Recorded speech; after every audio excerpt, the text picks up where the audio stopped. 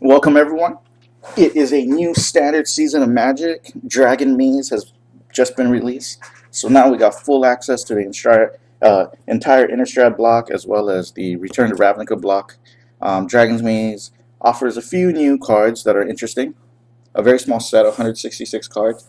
So if I were, if you guys are into paper Magic and you like cards and whatnot, I would go online, buy a full playset of common and uncommons from eBay for Dragon Maze for $30, and then look for choice rares. And this is the nice thing about things like Cockatrice, is that you get to playtest things, see if they work, and then you can bite the bullet to spend money because is like right now most of these cards are very cheap. You can probably get a playset of cards for less than $20, depending what the card is. I got like this Varol's the Scar Striped.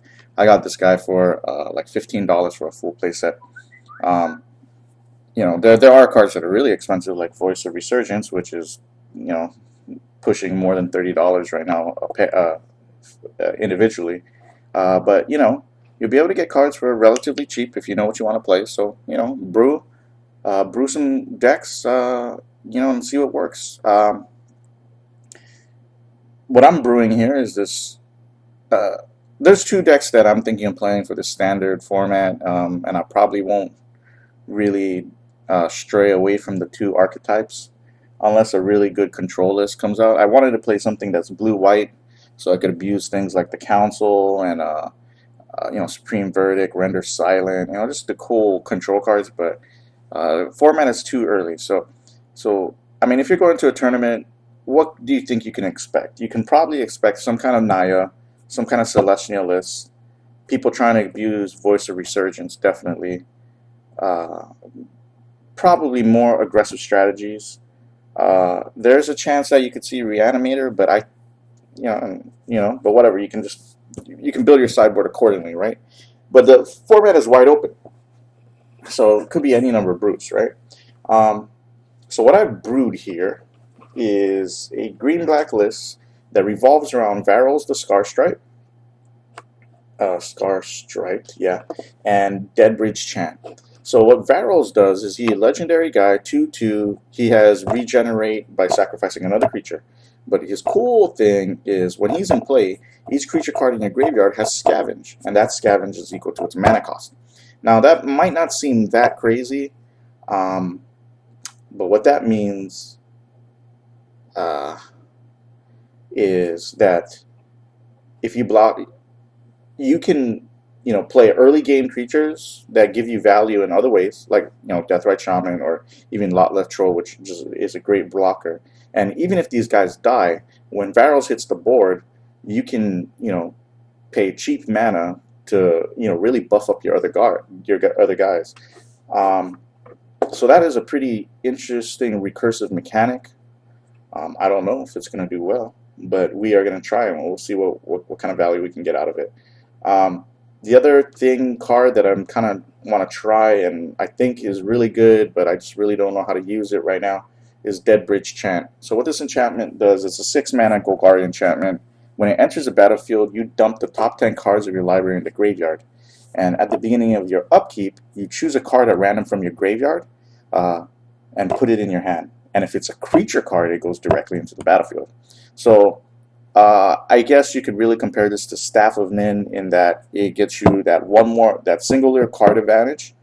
It draws you that one extra card with the added benefit of putting it directly into play if it's a creature, but losing the ability to ping um, for one per turn, right?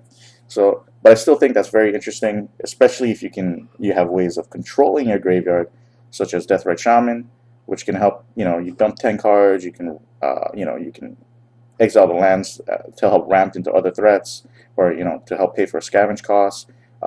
Gain you 2 life, deal 2 life to your opponent. So it's very interesting mechanic. So let's look at the deck real quick. Well, I'm running 24 lands. I think for me that's very standard. If you feel like you need to hit 4, 5, and 6 casting cost uh, things on turn 4, turn 5, and turn 6 respectively, then you should be playing 24 lands. You know, I guess you could get away with 20. Well, we might be playing 23 actually. 1, 2, 3, 4, 5, 6, 7, 8, 9, 10, 11, 12. Oh, we're playing 23, and I guess we're playing 23 because we got Farseek. So I wouldn't go any lower than this. 23. We got 4 Woodland Cemeteries, 4 Overgrown Tomb, 2 Golgari Guildgates, and 3 Forests. The Golgari Guildgates are there because we really need to hit green early for Farseek. Um, it could possibly not be necessary. Um, and you know, Guildgates, it just really sucks to play these Guildgates. But you know, we're trying it. And then the rest of the lands are swamped. We've got 23 lands here. For 1-drops, our only 1-drops in the deck are 6 1-drops, are 4 Deathrite Shamans and 2 Tragic Slips. And of course, this is why playing Guildgates kind of becomes okay, because you know we don't really expect to do anything in the early game. But you know, I don't want to say that that's reasonable thinking per se, because you know, obviously if you need to hit the 4th land drop and draw into a Guildgate, that kind of sucks, right? For 2-drops, we have quite a few 2-drops.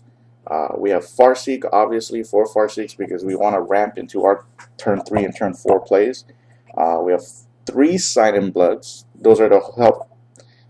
Sign-in Blood is rarely going to be a turn 2 play unless you know you're holding a 2-mana hand and you have nothing else to do. This is to help hit that 5th and 6th land drop, most likely, or to draw into a Deadbridge Chant. We're playing 3. We're playing full playset of Lotleth Troll, and he's just a very good discard outlet. He's a good blocker, and he's very aggressive. So, nice card. And you know, the thing is, like, it's okay if he dies. You don't really care, you know, because you want to hit Varels, and once you hit Varels, you know, you start scavenging stuff. Shit gets crazy. Okay, and then we also have 2 Abrupt Decay, and you know that Abrupt Decay is very modular. You know, against aggressive decks, it's solid removal for Boros Reckoner or just whatever you need to get rid of. Against control, gets rid of O-Ring, gets rid of Detention Sphere, gets rid of you know, Rest in Peace, gets, you know, whatever, gets rid of a bunch of stuff. At the 3-drop spot, we have 2 Putrefy, which is you know, we have very few removal here. We only have 6 removal cards, and that could be a mistake.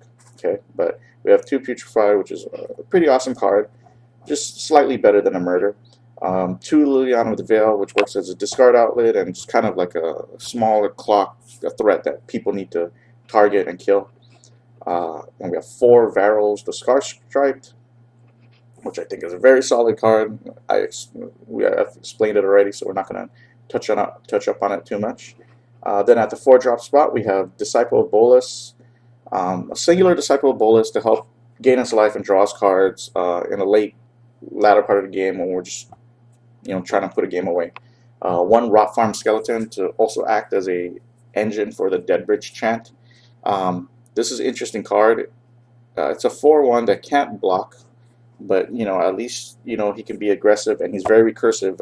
When he's in the graveyard, you pay his mana cost, and you put the top 4 cards of your library into your graveyard, and you return him to the battlefield. So he's a very recursive threat. Reminds me a lot of like something like Ashen Gore or whatnot, even though I mean the similarities end at the point where he comes back into the battlefield, especially since he doesn't have haste and you don't need the creature requirement. But he's a strong, nice little engine to fill your graveyard for cards for your Deadbridge Chant. And we're running 4 Desecration Demon against aggro token decks, which might be very popular. And this card becomes very bad. You know what I mean? Because they can just sack a Lingering Souls token or something and really fuck your couch. But I personally I like this card a lot. And it's also very good with Varels because his scavenge cost is 4, but he gives you 6 counters. So you're getting that smaller value there. I like him. He's a good threat. Many decks have to deal with him immediately or they just lose. And then at the 5-drop slot, we only have 2 Thragtusk in the main.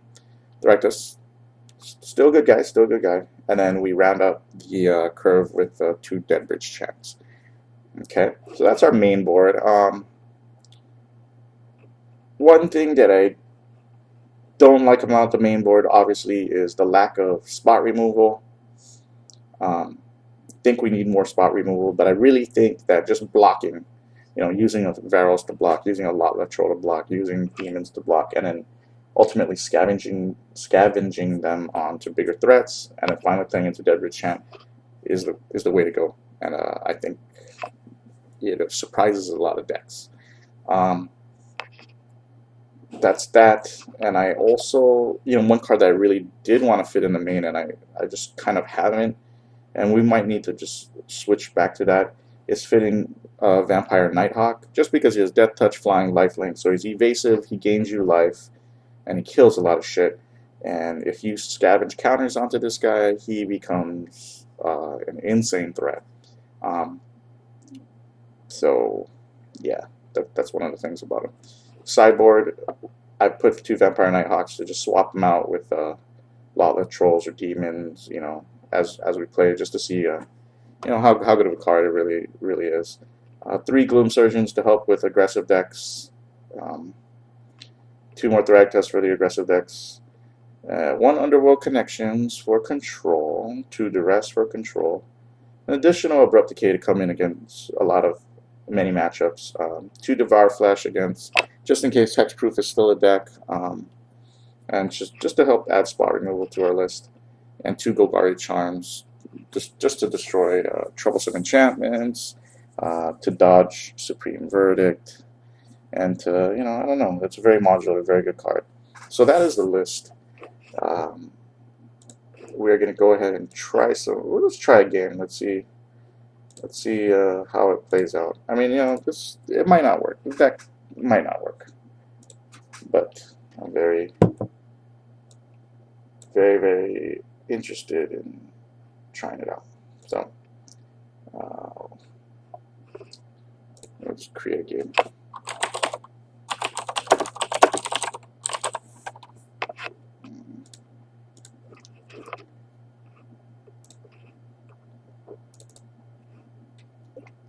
Damn, getting them games. Damn, those quick games, son. Yeah, son, winning that shit with the 4. We in.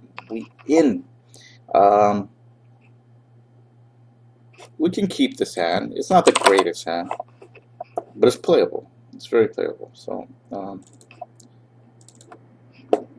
probably Swamp was the better play here, because I can hit Tragic Slip, at instant speed and be able to play Sign and Blood on my next turn. But it's not how we roll. You know what I'm saying? We can be aggressive, so we're gonna do that. So we're gonna lose 2 life. We'll drop 2 cards.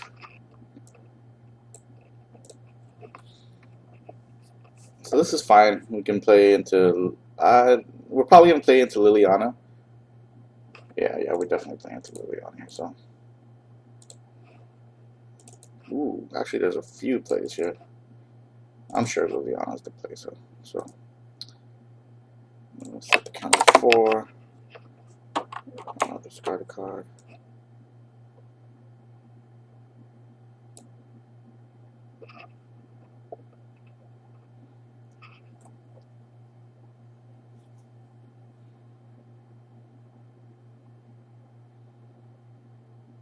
Oh, Possibility Storm. That's interesting. Interesting to see that. That's cool. I respect that. Okay, Chromatic Lantern. Okay, so it's like an Omnidor kind of fast kind of list. That's pretty interesting. So we're going to take care of that Chromatic Lantern. But we're going to take care of it next turn.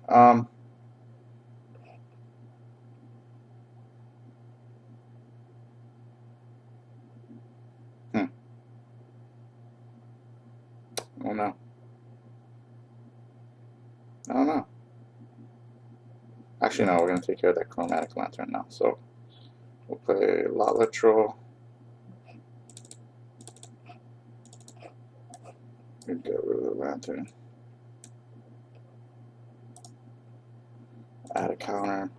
Oops, we're going to discard this card.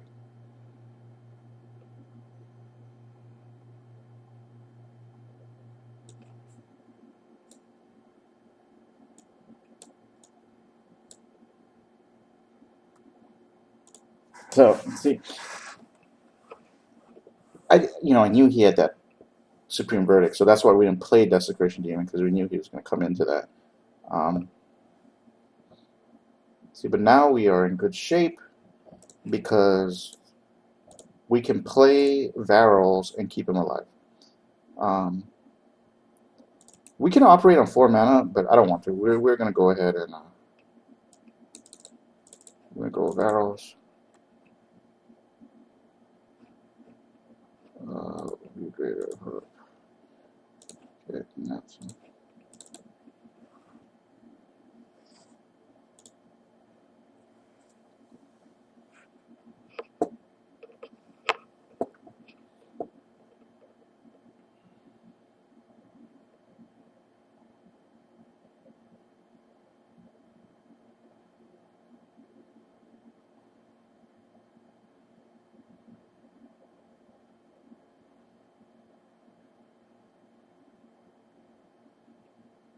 Staff of Neen.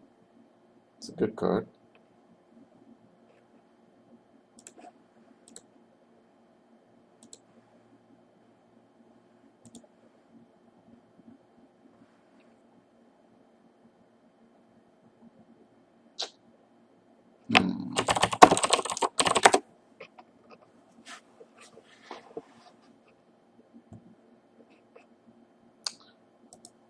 We're going to add a counter.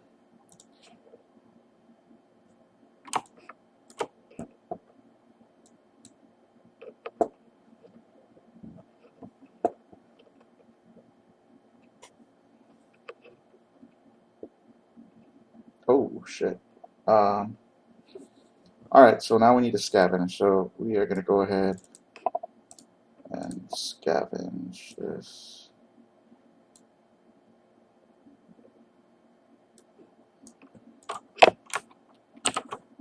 So this is 8/8.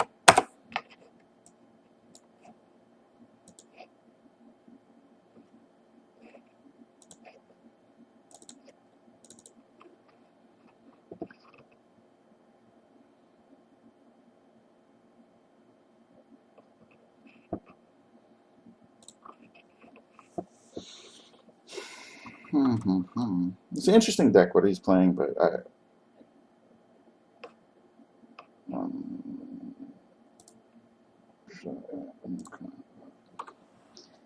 so it's keeping us off of ulti, but